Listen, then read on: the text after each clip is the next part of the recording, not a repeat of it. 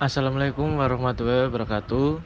Kami dari kelompok 1 Titanium dengan beranggotakan kelompok yang pertama Irfan Haddad dengan NIM 124, kedua Karis Setiawan dengan NIM 111, Febrian Pratama dengan NIM 120, Arif Yudolaksono dengan NIM 136, Ahmad Daniwianto dengan NIM 115, Dikalvian dengan NIM 128.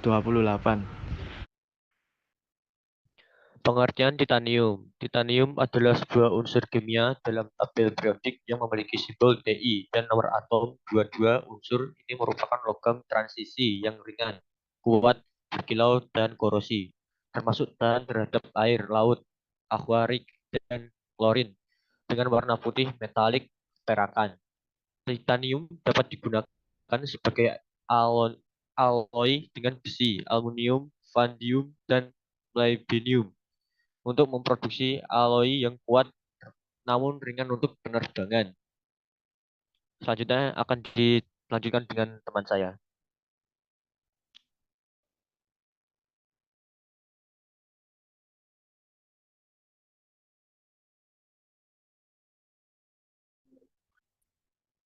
Yang selanjutnya ada sumber titanium. Titanium ditemukan di meteorit dan telah dideteksi di dalam matahari serta pada bintang tipe M, yaitu jenis bintang dengan suhu terdingin dengan temperatur permukaan sebesar 32.000 Fahrenheit atau 57.900 F atau Fahrenheit. Bebatuan yang diambil oleh misi Apollo 17 menunjukkan keberadaan Ti0O2 sebanyak 12,1%. Titanium juga terdapat dalam mineral rutil atau TiO2, ilmenite atau FeTiO3, dan spen, dan terdapat dalam titanet dan biji besi. Dari mineral-mineral ini, hanya rutil dan ilmenite memiliki kegunaan secara ekonomi. Walaupun sulit ditemukan dalam konsentrasi yang tinggi, keberadaan titanium dengan biji berupa ilmenite berada di bagian barat Australia, Kanada, China, India, Selandia Baru, Norwegia, dan Ukraina. Rutil dalam jumlah banyak pun juga ditambang di Amerika Utara dan Afrika Selatan dan membantu berkontribusi terhadap produksi tahunan 90.000 ton logam dan 4,3 juta ton titanium dioksida. Jumlah cadangan dari titanium diperkirakan melebihi 600 juta ton. Sifat titanium. Titanium murni merupakan logam putih yang sangat bercahaya. Ia memiliki berat jenis rendah, kekuatan yang bagus, mudah dibentuk, dan memiliki resistensi korosi yang baik. Jika logam ini tidak mengandung oksigen, ia bersifat duktil. Titanium merupakan satu-satunya logam yang terbakar dalam nitrogen dan udara. Titanium juga memiliki resistensi terhadap asam sulfur dan asam hidroklorida yang larut. Kebanyakan asam organik lainnya, gas klor, dan solusi klorida.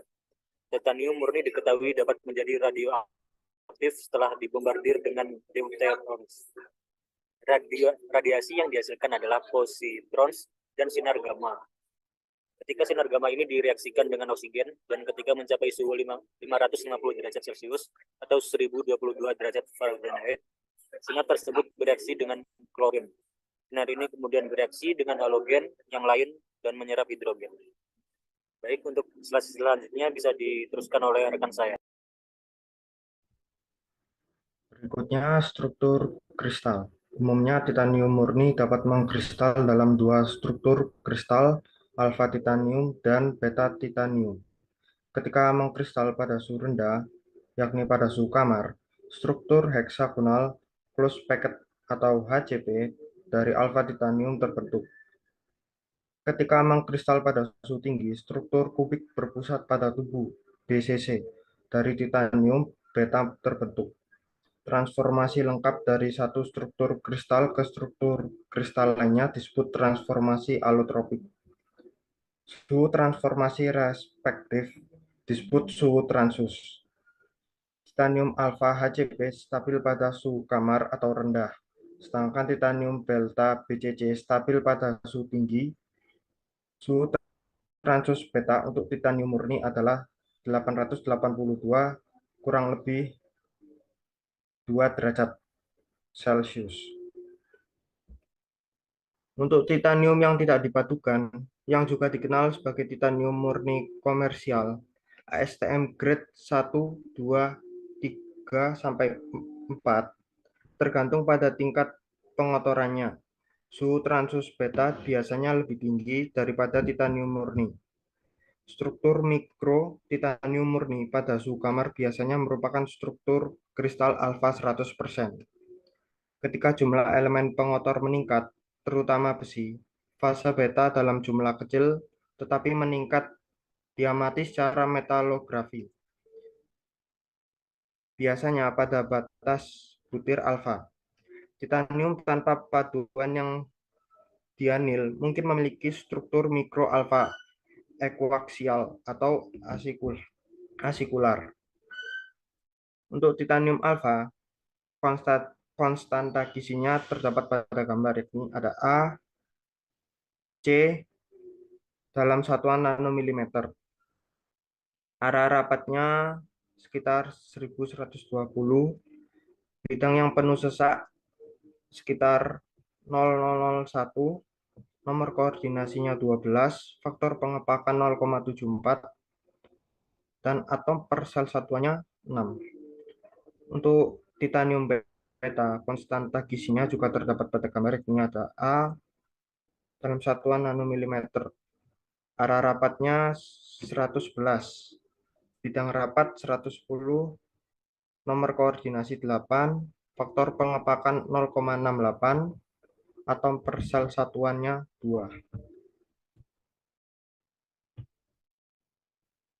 Baik, selanjutnya paduan titanium diklasifikasikan menjadi 3 jenis, yaitu paduan alfa, paduan beta, dan paduan alfa sampai beta.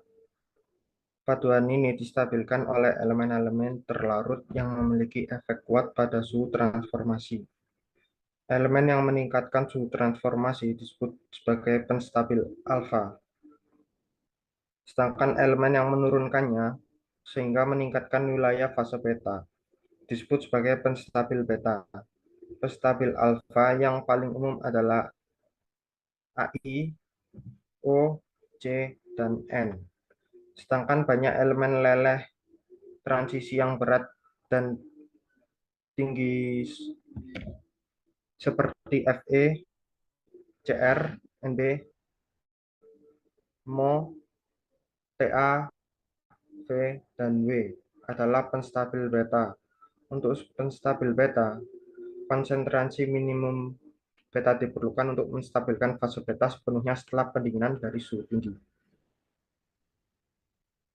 Baik, selanjutnya akan dilanjutkan oleh rekan saya. Oke, saya lanjutkan proses pembuatan titanium. Titanium diproduksi menggunakan proses scroll. Nah, iya, Cak. Titanium diproduksi menggunakan proses scroll. Langkah-langkah yang terlibat termasuk ekstraksi, pemurnian, produksi spon, pembuatan paduan, dan membentuk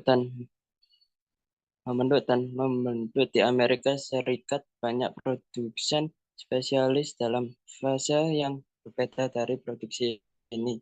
Misalnya ada produksi yang hanya membuat spons, yang lainnya hanya mencair dan menciptakan paduan, dan yang lain yang menghasilkan produk akhir. Selama produk titanium murni, sejumlah besar magnesium klorida yang dihasilkan bahan ini didaur ulang dalam sel daur ulang segera setelah diproduksi. Sel daur ulang pertama memisahkan logam magnesium keluar, maka gas klor dikumpulkan. Kedua komponen yang digunakan kembali dalam produksi titanium.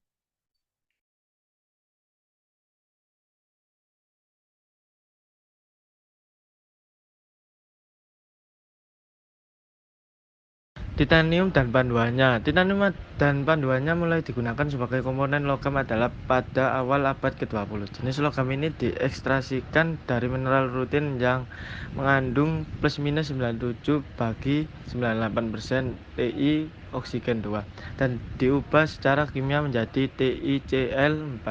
Kemudian direaksikan dengan magnesium proses Kroll atau sodium proses Hunter menghasilkan titanium spong sehingga akhirnya melalui proses peleburan dihasilkanlah ingot titanium. Titanium merupakan logam yang relatif ringan dengan berat sejenis sekitar 4,5 gram per cm 2 dan memiliki beberapa keistimewaan sehingga sangat efektif dipergunakan pada kondisi tertentu. Sebagai contoh adalah komponen turbin gas pesawat, dinding struktur pesawat, kapal selam, pesawat luar angkasa, roda gigi pendaratan, pesawat peralatan penukaran panas kimia atau petrokimia, elektroda sel minyak, pompa kimia, peralatan putar helikopter, pengganti tulang yang rusak, dan lain-lain. Slide selanjutnya.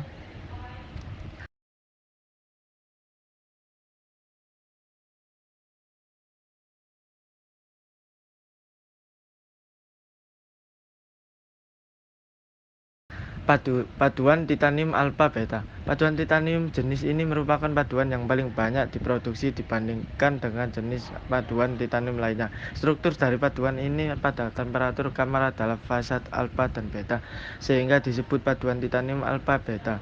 Paduan titanium ini mengandung satu atau lebih unsur penyetabil fasa alpha ditambah satu atau lebih unsur penyetabil fasa beta. Unsur-unsur paduan penyetabil fasa beta eutactoid akan menghasilkan paduannya yang lebih kuat, tetapi sifat plastisnya menurun jika dibandingkan dengan pemaduan dari unsur-unsur penyetabil fasa beta isomorphous. Metode penguatan terhadap paduan titanium jenis ini adalah melalui proses perlakuan panas, solution treatment, quenching, dan agen.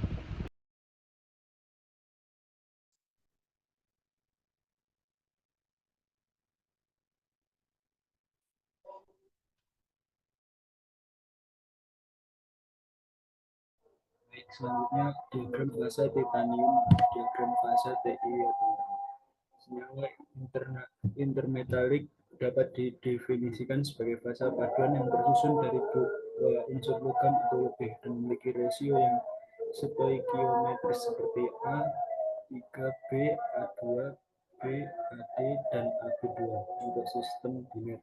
Pembentukan senyawa tersebut dapat dilihat pada diagram fasa. Diagram kesetimbangan fasa biner P. Diagram DKK 1991 menunjukkan bahwa fasa titanium stabil dalam selang komposisi yang cukup sempit pada temperatur kamar dan membentuk kesetimbangan dua fasa, yaitu P3L2. Dalam sistem ini komposisi kesetimbangan dan temperatur transisi sangat dipengaruhi oleh keberadaan pengotor, terutama oksigen. Pada diagram fasa tersebut antara temperatur antara 1200 sampai 1400 derajat Celcius, daerah fase titanium terlihat cukup lebar. Namun dengan seiring turunnya temperatur, daerah untuk mendapatkan fase titanium semakin mengecil. Paduan titanium dengan komposisi 55-65% atom pada temperatur 1400 sampai 1300 derajat Celcius cenderung membentuk fase TiAl1 tambah Ti12 pada temperatur kamar.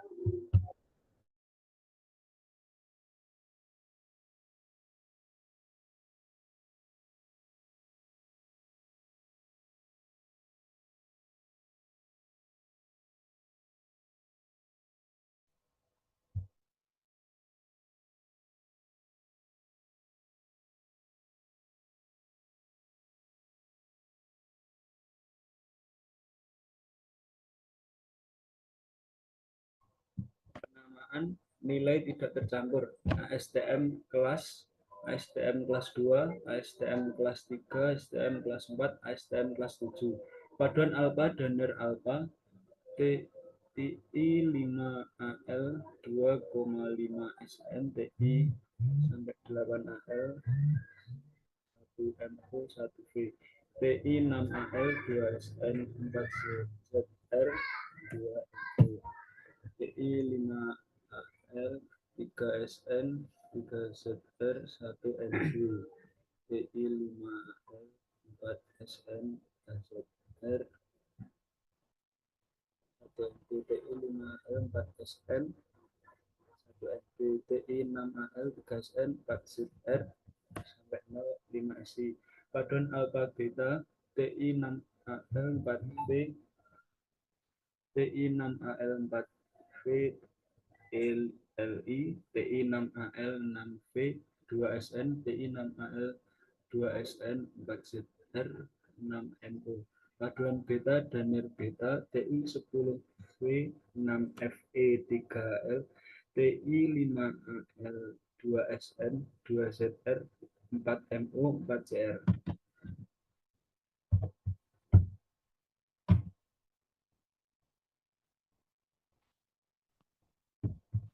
Pengaplikasian titanium militer. Oleh karena kekuatannya, unsur ini digunakan untuk membuat perlengkapan perang, tank, dan untuk membuat pesawat luar angkasa. Untuk industri, beberapa mesin pemindah panas, heat exchanger, dan berjenjang bertekanan tinggi, serta pipa-pipa tahan korosi memakai bahan titanium. Kedokteran dan implan gigi, penyambung tulang, pengganti tulang tengkorak, struktur penahan katup jantung. Mesin, material pengganti untuk batang piston. Perikanan, karena sifat titanium yang kuat, ringan, dan tahan korosi air laut, jadi untuk pembuatan pancingan.